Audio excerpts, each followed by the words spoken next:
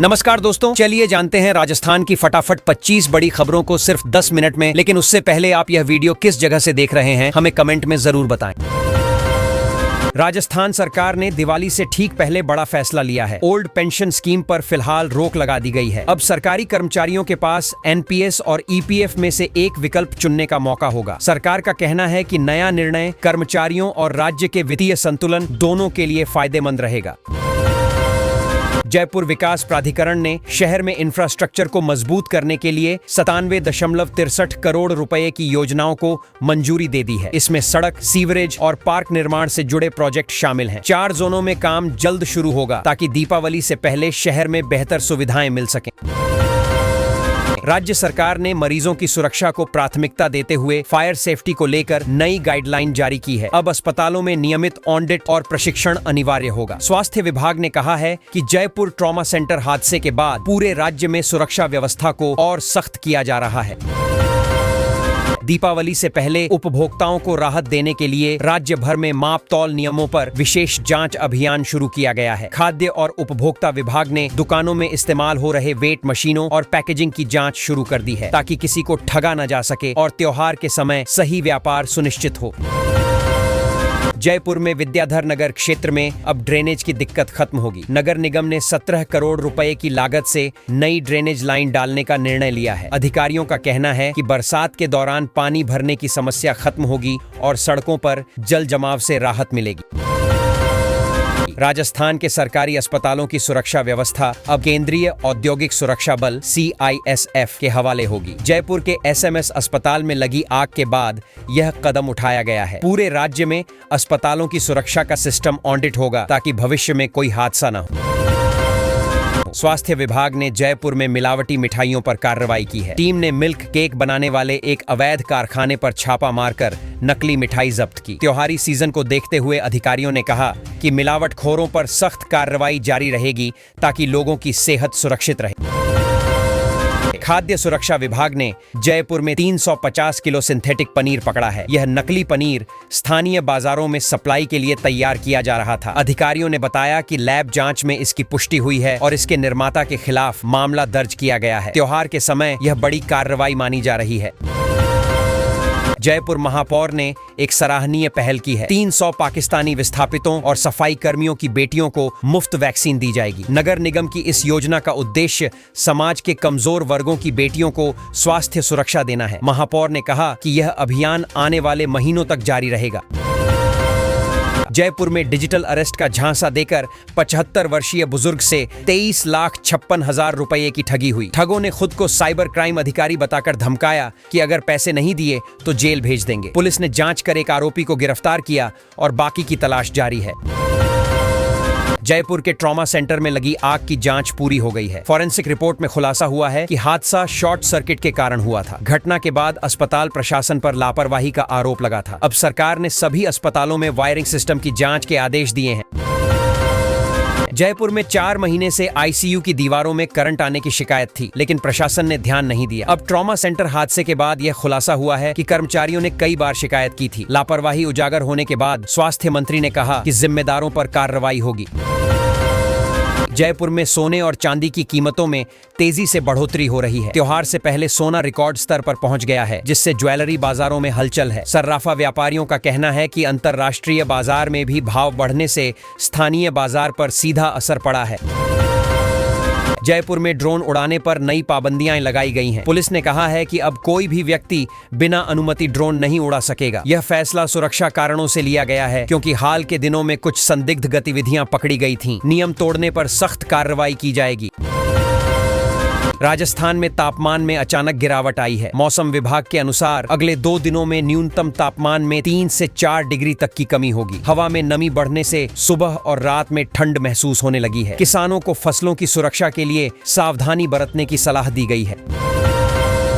अलवर में पुलिस ने 52 गौवंश को तस्करों के कब्जे से छुड़ाया है। अभियान के दौरान 2 तस्करों को गिरफ्तार किया गया। पुलिस ने बताया कि यह पशु अवैध रूप से हरियाणा ले जाए जा रहे थे। मौके से ट्रक और अन्य सामान जब्त कर आगे की जांच शुरू कर दी गई है।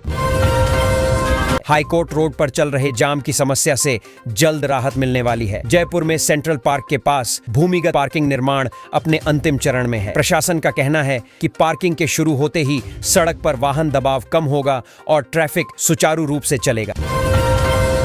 जयपुर एयरपोर्ट पर यात्रियों की परेशानी एक बार फिर बढ़ गई है। इंडिगो ने चंडीगढ़ की उड़ान रद्द कर दी, जबकि स्पाइस जेट की पुणे और दुबई फ्लाइट्स लेट रहीं। यात्रियों को कई घंटे इंतजार करना पड़ा। अधिकारी कह रहे हैं कि तकनीकी कारणों से शेड्यूल प्रभावित हुआ। 5 राज्यों में आयकर विभाग ने एक साथ छापेमारी की है। राजस्थान के उदयपुर में 10 ठिकानों पर जांच जारी है। बताया जा रहा है कि यह कार्रवाई बिजनेस समूहों और रियल एस्टेट कारोबारियों से जुड़ी है। विभाग ने कुछ अहम दस्तावेज जब्त किए हैं और पूछताछ जारी है। कर्मचारी चयन आयोग अब मंत्रालयिक कर्मचारियों की भर्ती करेगा। पहले यह प्रक्रिया विभागीय स्तर पर होती थी, लेकिन अब SSSC के जरिए पारदर्शिता और योग्यता आधारित चयन सुनिश्चित किया जाएगा। इससे भर्ती प्रक्रिया तेज और भ्रष्टाचार मुक्त होने की उम्मीद है। अमित शाह 13 अक्टूबर को जयपुर आ रहे हैं। वे भारतीय न्याय संहिता पर राज्य स्तरीय प्रदर्शनी का शुभारंभ करेंगे। मुख्यमंत्री भजनलाल शर्मा ने तैयारियों की समीक्षा की और कहा कि यह कार्यक्रम कानून सुधार की दिशा में मील का पत्थर साबित होगा। सुरक्षा व्यवस्था भी कड़ी रखी गई है। सीएम भजनलाल शर्मा ने जयपुर में अमित शाह के दौरे की तैयारियों का जायजा लिया है। शाह 13 अक्टूबर को विभिन्न कार्यक्रमों में शामिल होंगे। प्रशासन ने सभी विभागों को अलर्ट कर दिया है ताकि कार्यक्रम सुचारू रूप से पूरे हों। शहर में सुरक्षा के कड़े इंतजाम किए गए हैं। दौसा कलेक्ट्रेट में पुजारियों ने अनोखा विरोध किया। वे ठाकुर जी की मूर्ति लेकर पहुंचे और मंदिर की जमीन पर दबंगों के कब्जे का आरोप लगाया। उन्होंने प्रशासन से तुरंत कार्रवाई की मांग की। मौके पर भारी पुलिस बल तैनात किया गया ताकि स्थिति नियंत्रण में रहे। जयपुर की सैर का एक नया पैकेज लॉन्च हुआ है। सिर्फ 10,000 रुपए में पिंक सिटी के पर्यटन स्थल, बाजार और स्वादिष्ट स्ट्रीट फूड का आनंद लिया जा सकेगा। यह पैकेज खासकर बाहरी राज्यों के पर्यटकों के लिए आकर्षक है। टूरिज्म विभाग ने इसे त्योहारी सीजन को ध्यान में रखकर शुरू किया है। राजस्थान में गिव अप अभियान की अंतिम तिथि 30 अक्टूबर 2025 तक बढ़ा दी गई है। सरकार चाहती है कि अधिक से अधिक लोग इस योजना का लाभ उठाएं और गैस सब्सिडी छोड़ने के लिए प्रेरित हों। इस अभियान के तहत पात्र परिवारों को आर्थिक रूप से कमजोर लोगों तक सरकारी लाभ पहुंचाने की कोशिश की जा रही है।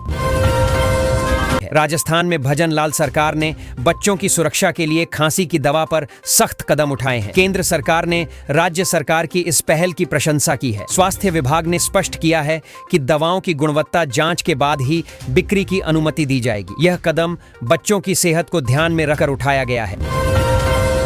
राजस्थान में अनार की फसलों पर टिकड़ी रोग का प्रकोप फैल गया है। इससे किसानों को भारी नुकसान की आशंका है। मुख्यमंत्री शिवराज सिंह चौहान ने अधिकारियों को तत्काल जांच के निर्देश दिए हैं ताकि रोग पर नियंत्रण पाया जा सके। कृषि विभाग ने किसानों को फसल बचाने के उपाय सुझाए हैं।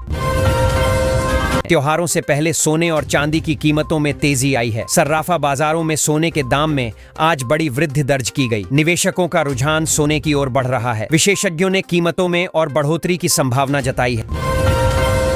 पेट्रोल डीजल के दामों में आज मामूली कमी दर्ज की गई है। जयपुर, जोधपुर और उदयपुर में दामों में थोड़ी राहत मिली है। तेल कंपनियों ने अंतर्राष्ट्रीय बाजार में कीमतों के रुझान के आधार पर संशोधन किया है। भाजपा नेता मदन राठौड़ ने कहा कि जनता का विश्वास भाजपा के साथ है। उन्होंने दावा किया कि आने वाले चुनावों में भाजपा एक बार फिर से प्रदेश में जीत हासिल करेगी। राठौड़ ने संगठन की मजबूती पर भी जोर दिया। राजस्थान में दिल्ली विश्वविद्यालय के पूर्व छात्र संघ अध्यक्ष रौनक खत्री को SMS अस्पताल आगजनी मामले में हिरासत में लिया गया है। पुलिस उनसे पूछताछ कर रही है। बताया जा रहा है कि घटना के दौरान उनकी भूमिका संदिग्ध पाई गई थी। राजस्थान में तीसरी इंडियन आर्मी भर्ती रैली 29 अक्टूबर से शुरू होने जा रही है। राज्य में युवाओं में जोश और देशभक्ति का माहौल है। भर्ती रैली के लिए प्रशासनिक तैयारियां पूरी कर ली गई हैं। सेना ने कहा कि चयन पूरी तरह पारदर्शी प्रक्रिया से होगा।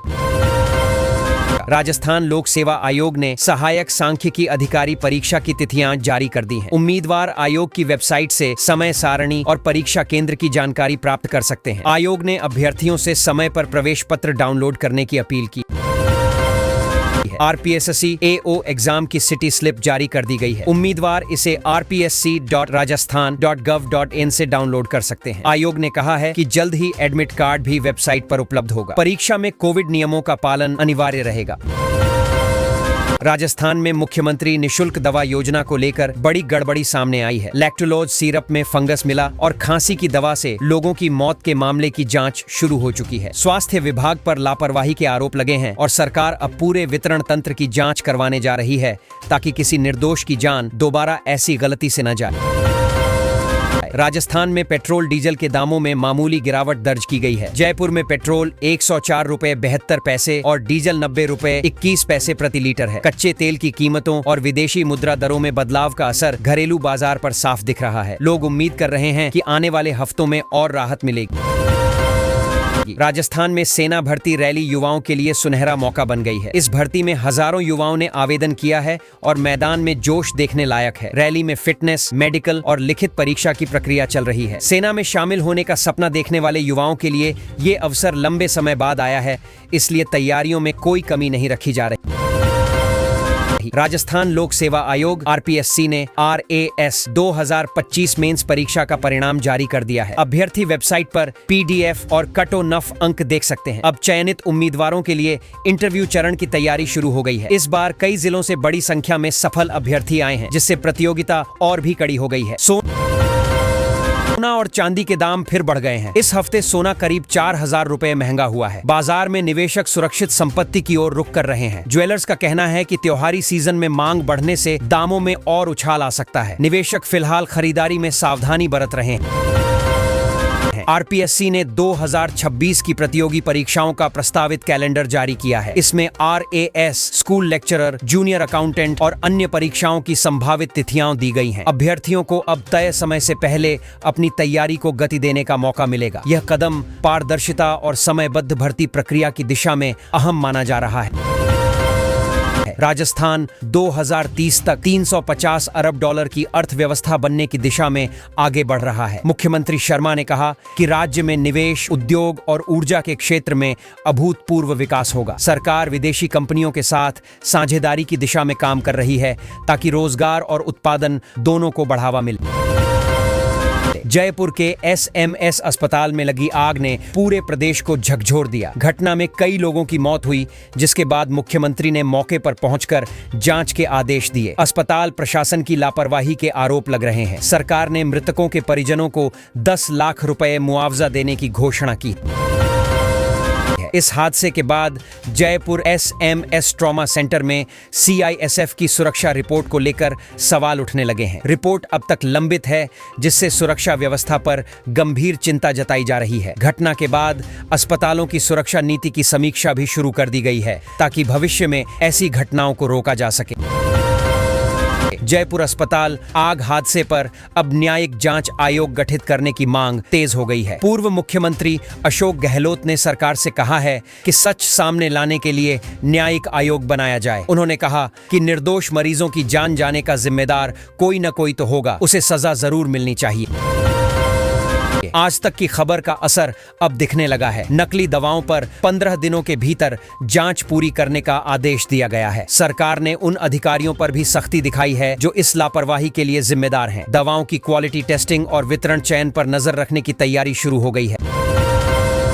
राजस्थान में जानलेवा टैबलेट का मामला सामने आया है। सैंपल फेल होने से पहले हजारों गोलियां बाजार में बिक चुकी थीं। इस खुलासे के बाद दवा उद्योग में हड़कंप मच गया है। राज्य सरकार ने तुरंत जांच के आदेश दिए हैं और दोषी कंपनियों के खिलाफ लाइसेंस रद्द करने की कार्रवाई शुरू हो सकती है। राजस्थान में सर्दी ने दस्तक दे दी है। 10 जिलों में पारा अचानक गिरा है और जयपुर में गुलाबी ठंड महसूस होने लगी है। मौसम विभाग ने अगले 3 दिनों तक तापमान में और गिरावट की संभावना जताई है। सुबह शाम अब हल्की ठंड और कोहरे की शुरुआत हो गई है। राजस्थान का मौसम पूरी तरह बदल चुका है। बारिश के बाद तापमान में गिरावट दर्ज की गई है। लोगों ने अब हल्के ऊनी कपड़े निकाल लिए हैं। मौसम विभाग ने कहा कि यह सर्दी का शुरुआती संकेत है और आने वाले दिनों में उत्तर भारत के साथ राजस्थान में ठंड और बढ़ेगी। जयपुर में साइबर थाना पुलिस ने डिजिटल अरेस्ट ठगी करने वाले गिरोह के एक सदस्य को गिरफ्तार किया है। गिरोह ने एक बुजुर्ग से 23,56,000 रुपए ठग लिए थे। पुलिस ने बताया कि आरोपी कॉल के जरिए लोगों को डराकर पैसे ट्रांसफर करवाता था। गिरोह के अन्य सदस्यों की तलाश जारी है। राजस्थान में एक किसान ने कचरे से खाना पकाने की गैस बनाने का अनोखा तरीका खोज निकाला है। इस इनोवेशन ने पूरे इलाके में चर्चा पैदा कर दी है। लोग किसान की इस पर्यावरण हितैषी सोच की तारीफ कर रहे हैं। इस तकनीक से गांवों में ऊर्जा संकट का हल मिल सकता है। दिल्ली जयपुर हाईवे पर भीषण जाम लग गया। करीब 14 घंटे तक यातायात पूरी तरह ठप रहा। हजारों वाहन फंसे रहे और यात्रियों को भारी परेशानी झेलनी पड़ी। पुलिस ने देर रात क्रेन और प्रशासनिक सहायता से ट्रैफिक को धीरे धीरे बहाल किया। जाम का कारण ट्रक दुर्घटना बताया गया है। राजस्थान सरकार ने दिवाली से ठीक पहले बड़ा फैसला लिया है। ओल्ड पेंशन स्कीम पर फिलहाल रोक लगा दी गई है।